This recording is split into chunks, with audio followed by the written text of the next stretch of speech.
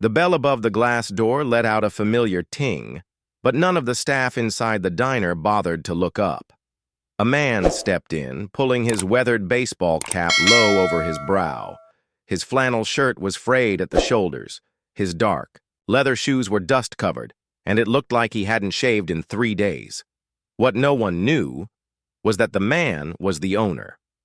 Michael Carter, founder of the once legendary Carter's Diner chain with 4 locations, had built everything from the ground up, turning a humble hole in the wall into a beloved local brand. But lately, buried under a mountain of investor meetings, profit reports, and expansion plans, Michael had been a ghost in the very place that made his name. And something wasn't right. Online reviews were still good. Lunchtime rushes still packed the booths. But numbers from his original flagship store, the one that started it all, had been slipping. Staff turnover was high, and more than that, the place didn't feel like his diner anymore. That's why on a mild Wednesday morning, Michael came back. No polished suit, no press release, no assistant trailing behind, just a quiet return in the role he knew best, the silent observer. "I'll take a seat at the counter," he said in a gravelly voice to a passing waitress who didn't even glance up as she asked for orders. "Whatever," she replied flatly, walking away without so much as a smile. Michael smirked. This, the real face of the diner without a boss in sight, was exactly what he came to see. He chose a stool at the end of the counter, the one with a full view of the place. The lunch hour was hitting its peak. Clatter from the kitchen, plates clinking, orders being barked, laughter, sighs, it all buzzed like usual. But Michael, who had trained hundreds of employees in his day, could see the cracks. In the back corner, near a sink overflowing with dirty dishes, a frail, elderly man moved steadily, methodically. Wispy white hair, thin frame, skin weathered from heat and soap, wearing thin rubber gloves. Every step, every scrub, was a beat too slow for the rush around him, and yet Michael saw something more. The man wasn't just working. He was preserving something. Like this diner was the last thing in his life worth holding on to. "How long's he been here?" Michael asked softly when a young cashier named Megan dropped off a menu. "Forever, probably," she said with an exaggerated eye roll. "I think he should have retired a long time ago." Michael sipped his black coffee, his sharp gaze hidden beneath his cap. The name Henry was barely legible on the back of the man's faded uniform. Odds were, Henry had been with the diner longer than Megan, who'd only been around 2 years. At that moment, a woman stepped up to the register, 2 young kids in tow. Her voice was low, nervous.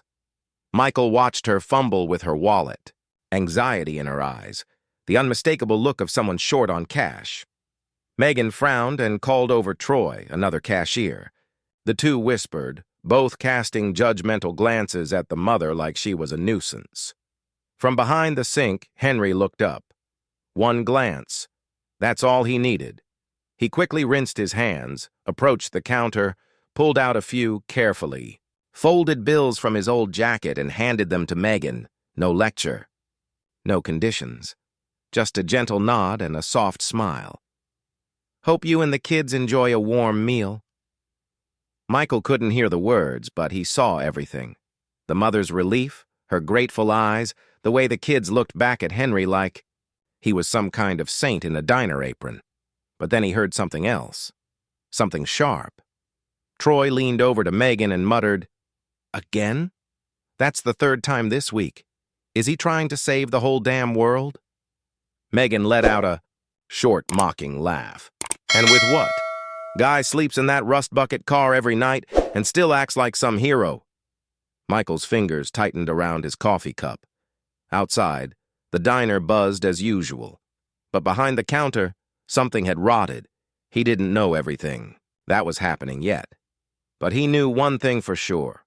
That old man named Henry, the one being mocked and dismissed, was the last thread holding on to the soul of Carter's Diner. And Michael Carter, hidden behind his old cap, was starting to realize this visit was going to be far more than just observation. As the lunch crowd thinned out, a hush settled over the diner. Sunlight streamed through the dusty windows, casting a tired golden hue over the scattered empty tables. Michael remained in his seat at the end of the counter, cap pulled low, fingers wrapped around a cup of coffee that had long gone cold, but his mind was burning. In just a few silent hours, he'd seen more than he expected. Henry, the aging man with calloused hands and unwavering dignity, wasn't just being overlooked. He was the target of open disdain from the very co-workers. He quietly served alongside. Troy and Megan, the professional cashiers with quick hands and quicker mouths, were the loudest voices of mockery. Michael said nothing. He watched. He listened. He waited. Then came the opportunity. A nearby cafe launched a flash promotion, and the local teens flocked there in droves. The diner slowed down. With fewer customers, Megan and Troy had more time to whisper. From behind a half-folded newspaper, Michael caught fragments of conversation drifting down the counter. "I checked. He's been here 7 years," Troy said, a sneer behind his tone. 7 years washing dishes? Bet his brain's smoother than a soup bowl," Megan snorted. "Geezer's still playing hero. Covered that lady's bill yesterday. 2 kids and all. Guy's nuts. Sleeping in that rust bucket Buick and acting like he's Mother Teresa." Each word felt like a slap to Michael's own pride. Not because they targeted him, but because they mocked the decency of a man who still believed kindness had value.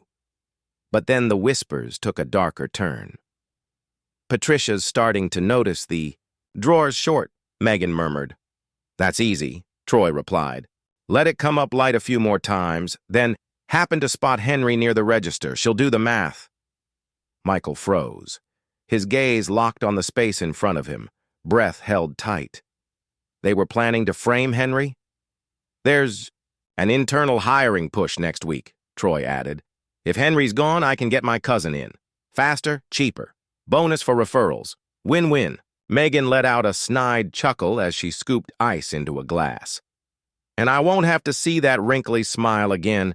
Makes my skin crawl." At that moment, Henry shuffled out from the back, carefully carrying a tray of clean dishes. He hadn't heard a word. But the way Megan and Troy glanced past him, as if he were an old garbage bin, made something twist deep in Michael's chest. He set his cup down. Rage, sadness, shame. This diner was built on a simple principle. Everyone deserves respect, and somehow he had let the opposite take root. Henry kept moving. When a nervous new girl dropped a tray, he was the first to help. When the coffee machine jammed, he fixed it for the head cook without being asked. And then, like something scripted by fate, a skinny teenage boy came to pay. His card declined. Before anyone could react, Henry stepped in again, handing Megan a few crumpled bills from his pocket without a word. Michael, watching from afar, saw Troy scribble something in a little notebook, a sinister smile tugging at his lips. As the sun dipped low, Henry clocked out and left, climbing into the old Buick. Michael followed. Far enough not to be seen, but the car didn't turn into a driveway. Instead, it crept behind the strip mall lot, pulling into a forgotten patch of land.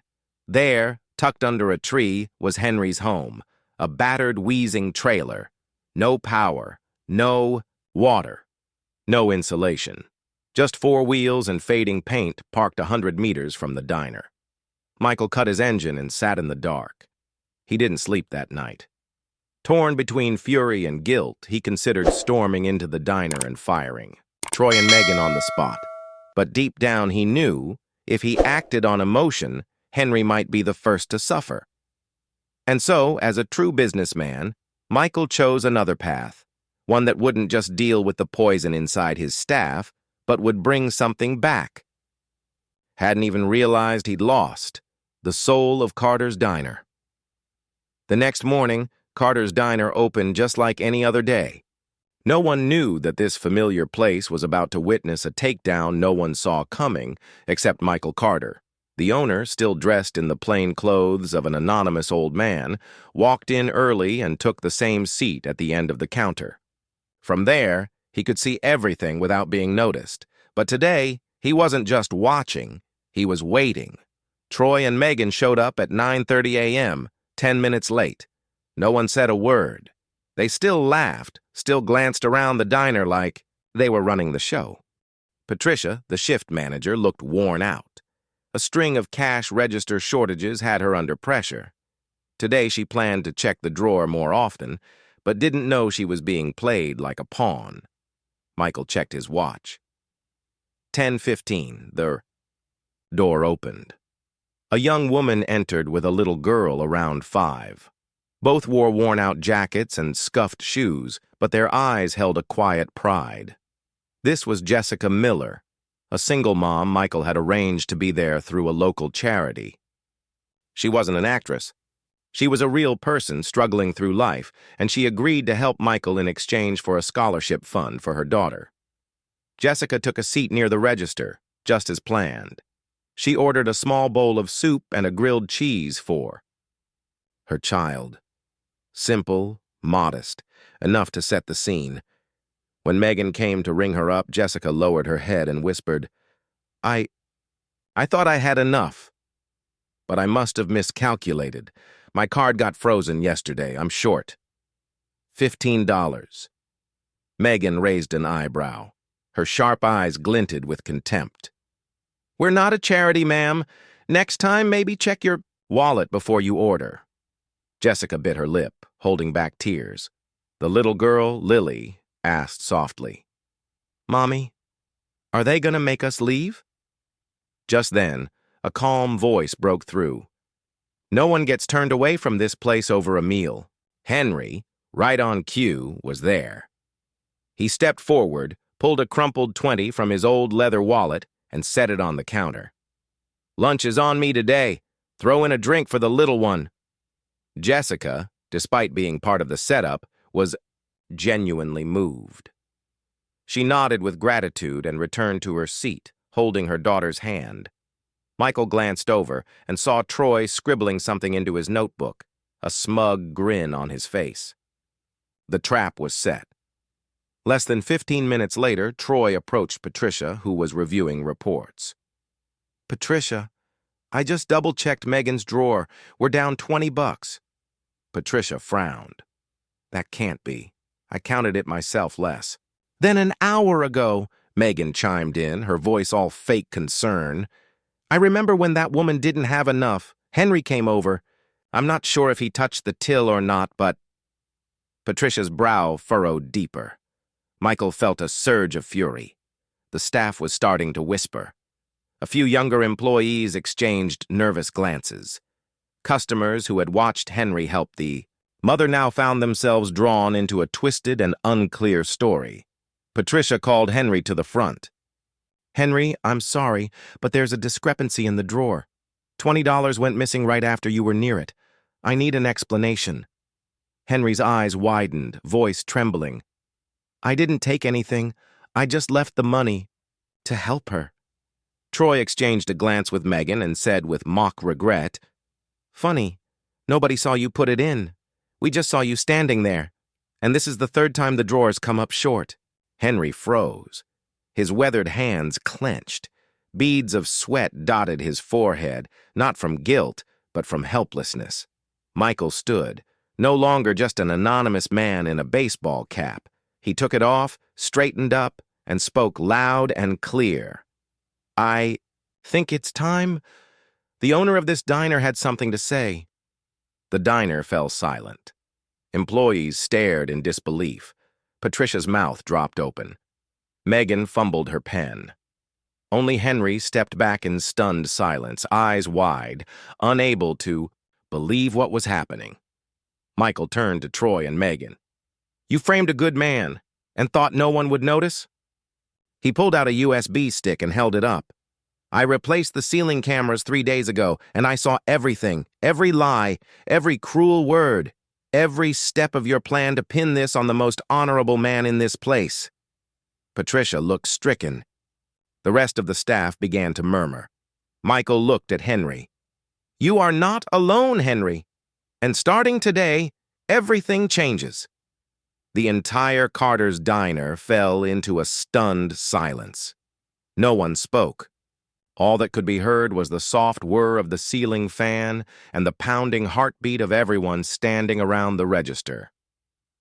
Michael Carter, the legendary founder of the diner chain, now stood tall in the middle of the restaurant, no longer the quiet man in the corner. His eyes were sharp as blades, lips pressed into a line, holding back the fury he'd bottled up for 3 days.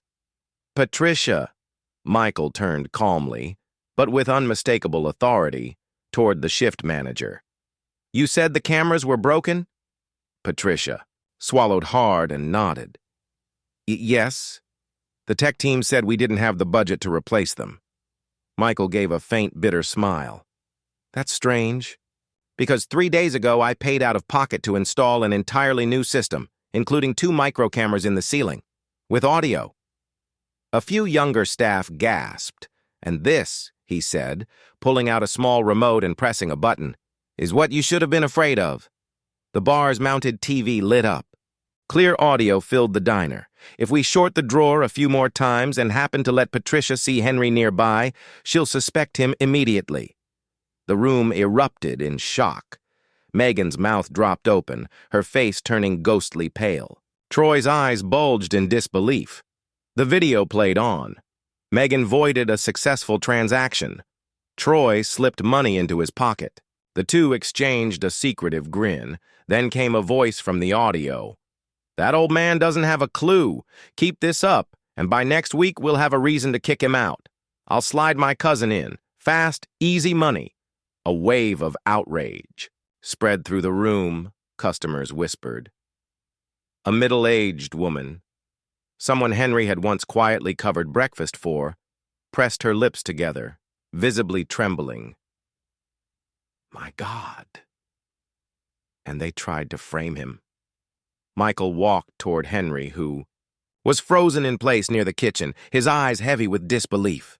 "Henry, I'm sorry. I should have seen it sooner." Henry stood there, hands still damp from the sink, eyes red, but chin held high. No tears, no trembling, just the deep hurt of a man betrayed by the place he'd given years of his life to. "I'm not angry with you, Mr. Carter," his voice rasped. "I'm just disappointed. I thought I was a good part of this place." Michael gripped his shoulder and turned to face the entire diner. "And you are. You're not just a good part. You're the heart and soul of Carter's diner." Applause erupted. A few customers stood and clapped relentlessly. Someone whistled. Another shouted, "Henry's the best one here!" Patricia, still stunned, looked at Megan and Troy, now exposed like rats in a courtroom spotlight. Her eyes welled up. She shook her head and whispered, I had no idea. I trusted the wrong people." Michael turned to the two who had just been unmasked. "Either of you have something to say?" Troy clenched his jaw, then suddenly barked, "Nobody's perfect. We just wanted stable jobs, some extra cash, and that old man—" "Enough," Michael snapped. "He's worked twice as hard as you for half your pay and never complained." Megan began to cry, not from guilt, but from knowing there was no saving herself. Michael pulled out his phone and made a call. "Steve, send a team to Carter's diner. 2 employees. Fraud, theft, conspiracy to defame. I've got all the evidence." Troy turned pale. Wait! This is too much!" Michael stared him down. "Too much? This is mercy. If it weren't for Henry's kindness, I'd see you both in court." The door opened. 2 police officers entered. No questions needed. They walked straight to Megan and Troy, who once sneered each time Henry helped someone. "We've seen the footage. You two need to come with us." The diner erupted again. A young staffer cheered. "So justice does exist." Troy struggled. "I'll sue. You can't do this." Michael stepped close and spoke into his ear. "Oh, we can. And we will. Doctor slammed shut. A police car pulled away. Two once proud figures disappeared behind the glass. Henry stood quietly, still gripping a dish towel. Michael turned to him. "You want to take the day off?" Henry smiled faintly, his eyes deep as the ocean. "I'll finish my shift. Still got dishes in the sink." And so, Henry returned to the dish pit. But this time, each step echoed like a drumbeat of victory. The entire diner rose and applauded, not because a dishwasher had been vindicated, but because a man who lived with integrity had finally been treated with the dignity he deserved. The next morning, Carter's diner opened, as usual, but the air felt different, filled with a quiet reverence and a strange, buzzing anticipation. News of the previous afternoon had spread through town like wildfire. In just one night, what had happened at Carter's diner was no longer just an internal issue between a few staff. It had become a symbol, the return of justice, and a business owner willing to bow his head and make things right. Michael Carter arrived early. No longer dressed in his faded flannel for disguise, today he wore a simple polo shirt, no tie, no corporate airs. Just a man coming back, to start again. He stepped into the diner, taking in every face, every corner of the kitchen, every table. Familiarity washed over him. But this time, he wasn't just the owner. He was a man relearning the value of human decency.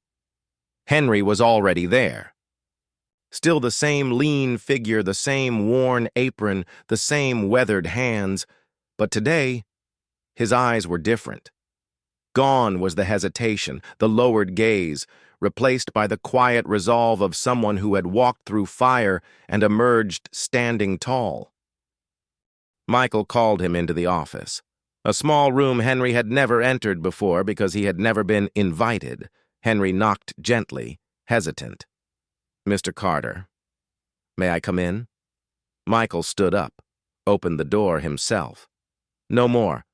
Mr. Carter, today I'm just a man who made a mistake and owes an honorable man an apology." Henry offered a small, genuine smile, still a bit unsure. "I thought yesterday settled everything." Michael shook his head. "Not quite. Please, have a seat. I have something for you." He slid a folder across the desk. Henry opened it. Inside was a new contract. Title, Senior Operations Manager, Carter's Diner, Branch Motor 1. Henry looked up, puzzled. I don't understand." Michael spoke slowly and with conviction. "Henry, you're not just the most dedicated employee I've ever had. You're the embodiment of the values Carter's Diner was built on and somehow forgot. I want you to be the one to protect, restore, and carry those values forward." Henry glanced down at his calloused hands. "I've never managed anything. I wash dishes, wipe tables. I've never run a team or sat in a meeting." Michael smiled. "I can teach all that. What I can't teach is integrity, responsibility, or compassion. And you already have all three." Henry was silent for a long time. Then he nodded gently. "If I say yes, who's going to wash the dishes?" Michael burst out laughing. A light, relieved laugh like a weight had lifted from his chest. "We'll hire someone, but you're welcome to lend a hand if you miss it." But Michael wasn't done. He opened another envelope. Inside, the deed to a small apartment just 3 blocks from the diner. "That old trailer isn't fit for a man like you. I've bought this apartment, and I'd like you to accept it as the 7-year bonus you never asked for." Henry's hands trembled. I can't accept this. You've done more than enough." Michael sat up straight, eyes locked. "This isn't generosity, it's restitution. I let you be undervalued for too long, and it's time to set things right." Henry couldn't speak. He simply nodded. As he stood, he placed a hand on Michael's shoulder. "Thank you. Not for the money or the title, but for listening. when so many others chose to forget. As the two men stepped out of the office, the entire diner erupted in applause. Customers stood. Staff bowed their heads in respect to their new manager. Amy, the young woman Henry had quietly helped many times, stepped forward with her child in her arms. "Mr. Carter, a few of us regulars gathered some money for Henry, but since you've already done so much, we'd like to do this instead." She held out an envelope. "We want to create the Henry Lawson Fund to help customers facing unexpected hardship, because the kindness he planted has bloomed in more hearts than he knows." Michael looked around, then nodded. "A beautiful idea, and I promise Carter's Diner will match every dollar contributed." Another round of thunderous applause. In the soft glow of the morning sun filtering through the diner's windows, Henry, once mocked, overlooked, nearly cast aside, now stood honored in the purest way a person can be, by those he had quietly helped simply because it was the right thing to do. Not only Henry, but Michael himself, was embarking on a new journey. If once he was always caught up in strategy meetings, growth charts, and regional director reports, now he realized real problems didn't lie in spreadsheets, but in the quiet heartbeat of each small branch. Less than 48 hours after the upheaval at branch number 1, Michael called an emergency meeting with Carter's Diner's senior executive team. No gourmet coffee, no PowerPoint slides, just him, a whiteboard, and a short message. "We're not here to talk about opening new locations. We're here to talk about saving the soul of this company." The regional directors sat in stunned silence. Michael began with the footage from the hidden camera, the scene where Megan and Troy plotted to frame Henry. No one could speak. Then he told the whole story. About the broken-down trailer. About Henry pulling money from his own pocket to help strangers. About kindness being mocked. And about the values that he as the founder had allowed to slip away. A business director hesitantly asked, "So where do you want to begin, Mr. Carter?" Michael turned to the board and wrote 3 bold words: people, kindness, responsibility.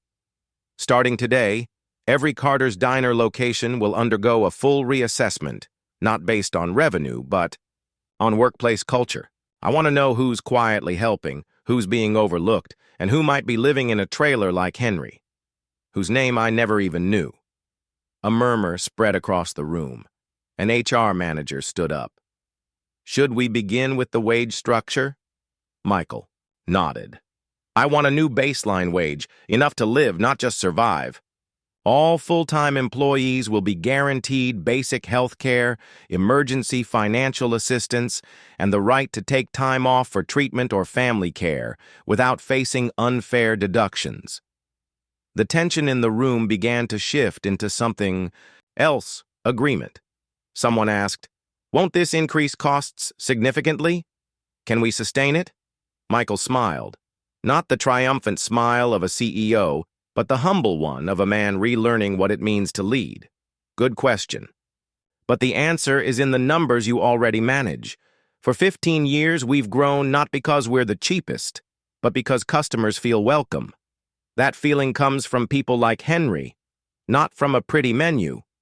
He paused and said firmly, "We cannot make the livelihood of a 74-year-old man the price of doing business."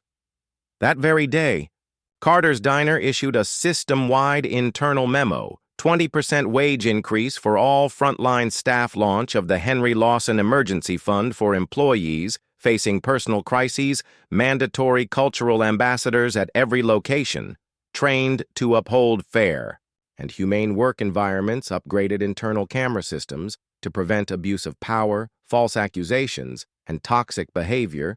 Michael no longer signed with the title CEO. At the bottom of the notice, he simply wrote, "Michael Carter, a man learning how to listen." That evening, at branch number 1, the place where it all began, Henry sat at the bar with a cup of hot cocoa in front of him. He wasn't used to taking a break mid-shift. A shy new employee approached and handed him a small envelope. We all signed this. Just a thank you note. Because of you, we feel more protected now." Henry smiled and opened it. Inside was a handmade card, the handwriting clumsy but heartfelt. "From the ones who used to think you were just the dish guy." At other branches, things began to shift. In Houston, a line cook took his first ever 3 days off to care for his hospitalized father, without losing pay. In Dallas, a single mother at the register received rental support from the Henry Fund. A once harsh manager started weekly story hours to listen to employees talk about life outside of work. And then came the headline, Carter's Diner, tops workplace satisfaction rankings, surpassing national giants known for employee perks. As for Henry, he still came in every day, still greeted customers with that warm, gravelly voice. But he no longer washed dishes. Now he stood near the kitchen corner, mentoring new hires. No one dared call him a useless old man anymore. To them, he was a teacher without a podium, and one everyone wanted to learn from. The changes began at a single small branch, but it wasn't long before the entire Carter's Diner system came alive again. The story of the dishwasher falsely accused, then vindicated, spread across headlines everywhere. Not for the drama, but for the way a company chose to confront its mistakes. No denial, no spin, just repair. And growth. Local papers led with bold headlines. Carter's Diner exonerates employee, overhauls system in wake of scandal. Dishwasher who lived in car given new home, promoted to manager. A week later, business publications picked it up. When a CEO trades the boardroom for the break room, they stop seeing labor cost and start seeing people. Across the branches, a shift in culture began to take hold. Employees started seeing each other differently. A gruff chef in Tulsa quietly apologized to a younger coworker for snapping at them. A single mom in Austin received a small emergency fund from her teammates when her child was hospitalized. Older workers, once overlooked, were now invited to share their wisdom as peer mentors. There were no new posters or slogans on the wall. The real values were in how people treated each other. As for Henry, everything remained delightfully simple. He didn't change how he dressed, still the same worn shoes, still that neatly pressed flannel shirt. But now, he no longer worked in the dish pit. He had a quiet corner office with a small sign that read, Customer Service Manager, Henry Lawson. Instead of holding a dish rag, he carried a notebook. But his first words to each employee every morning stayed the same. Sleep okay last night? How are you feeling today? He never saw himself as the boss, just the last one to turn off the lights and the first to brew the morning pot of coffee. Customers adored him. A young boy who once received a surprise pancake from Henry drew him a crayon portrait. A retired veteran who dined every Thursday refused to sit anywhere but the table near Henry. And Amy, the young mother he'd quietly helped 3 times, was now a full-time server. In her job application, she wrote, I want to work in a place where people like Mr. Henry exist, because here I feel like I matter. One mid-May afternoon, Michael invited Henry to a special event. Carter's Diner was hosting the largest internal conference in its history, not to review earnings, but to celebrate kindness. The main hall was decorated with candid photos of Henry helping guests. Below each one, a quote from a real customer's thank you note. Nothing scripted, nothing staged. When Henry was invited to the stage, he looked sheepish. I'm no good at talking to crowds, he said with a gentle smile. But I do know how to wash dishes. And I know that if you can make someone's hard day a little lighter, then that day is worth living. Hundreds of employees rose to their feet in applause, not for his title, but for the quiet weight of his actions. Michael joined him on stage and presented a silver pin etched with the words, Keeper of Kindness. From that moment, a wave spread. Across the entire company, Carter's Diner launched a new internal campaign. Act like Henry. Not to idolize a man, but to remind every employee, you don't need power to make a difference. You just need one act of kindness. They distributed daily good deed journals where staff could jot down small gestures, covering someone's shift, sharing a meal, lending an ear. Henry was asked to write the introduction. He penned, "Happiness is when someone breathes easier because you did what was right, even though no one asked, even though no one kept score." A month later, Henry was invited to speak at a community college seminar on workplace culture. As he stepped up to the podium, no one imagined that the silver-haired man had once lived in a trailer behind a diner. But when he began to speak, the room fell still. "I never went to college. I'm no expert in spreadsheets or growth models, but I know this. A company that listens to the size of its people is a company that will stand the test of time." From a man washing dishes in a rusted-out car, Henry had become a role model. Not because he did anything grand, but because he chose kindness every chance he got. And because of him, Carter's Diner wasn't just revived, it became a place people wanted to be. Not just to eat, but to be treated like human beings. Carter's Diner was no longer just a restaurant chain. It had become a symbol of real-world kindness. On social media, clips of the elderly dishwasher who lived in his car and was vindicated by the company's founder, then gifted a home, were shared by the millions. But what truly moved people wasn't the dramatic plot twist.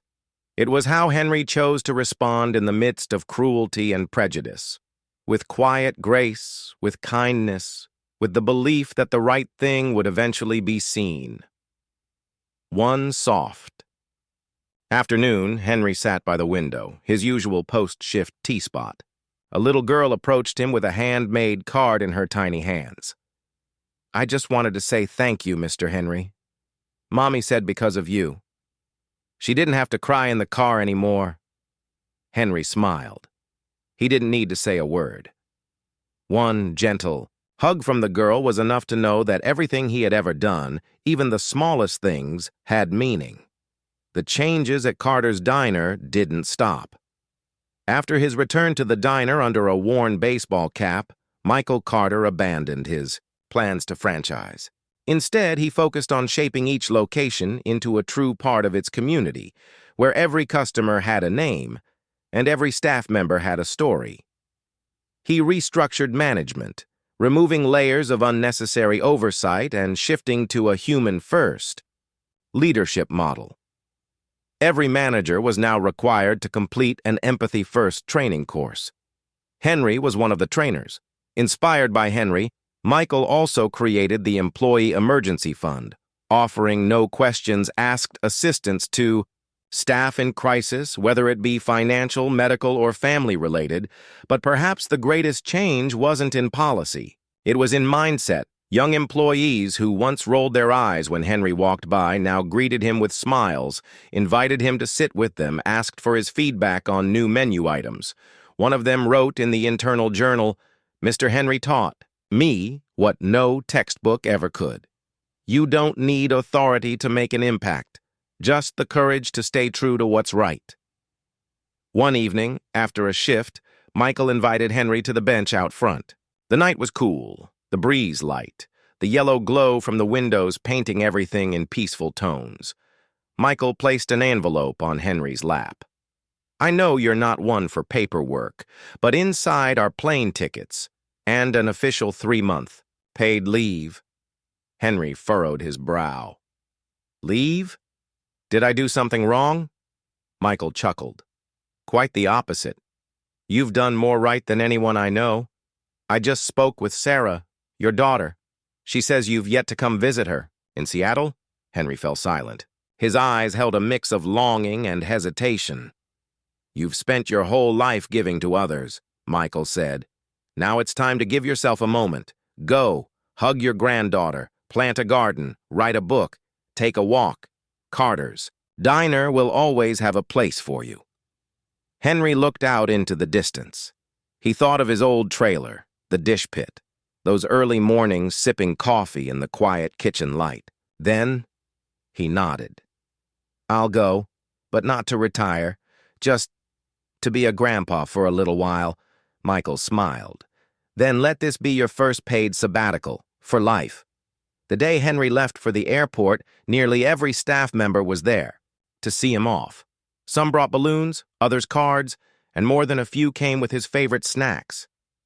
Amy, the single mother he had helped countless times, hugged him, voice choked with emotion. No one can replace you, Mr. Henry.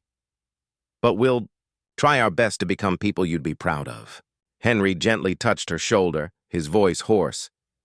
I already am. Proud of all of you.